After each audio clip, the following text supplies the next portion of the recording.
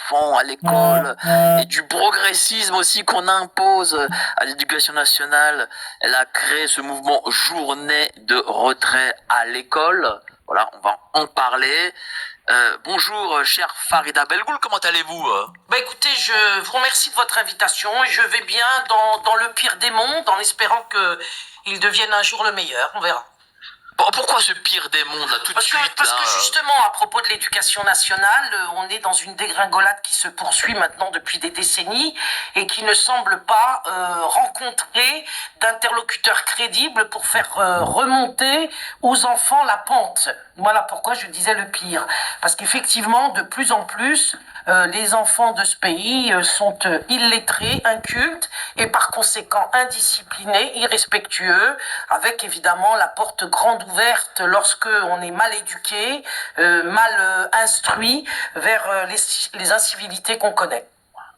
Alors là, vous avez dit, vous avez utilisé des mots forts. Oui. Illettré et inculte. Ça signifie quoi que l'école de la République fait que en y sortant, on reste illettré et inculte.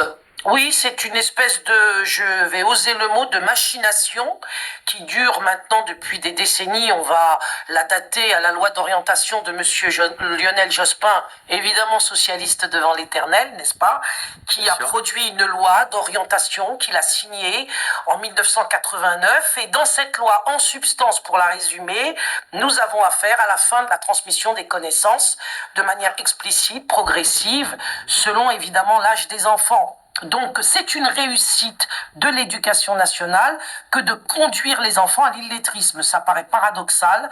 Malheureusement, c'est le cas. Vous avez signalé tout à l'heure que j'étais une ex-enseignante. C'est vrai et c'est pas vrai. Je suis une ex-enseignante de l'éducation nationale, mais j'aimerais quand même dire pourquoi. Parce que j'ai été révoquée. Je n'ai pas démissionné, je ne me suis pas enfuie. J'ai été révoquée pour avoir combattu l'enseignement de la théorie du genre en classe. C'était en 2014. J'ai fini en conseil de discipline. D'autant plus que j'ai réitéré les actions contre ce type de programme lorsque j'ai persisté dans cette voie en m'opposant à l'éducation sexuelle, qui est une éducation sexuelle absolument abominable, qui se déroule dans le dos des parents, des familles, où on sexualise les enfants.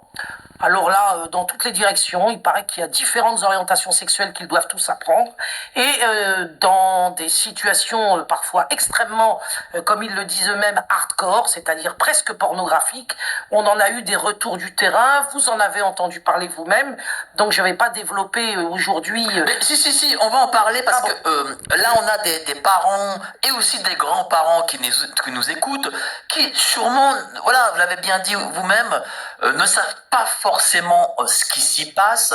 Et donc, l'émission du jour a vraiment pour but d'informer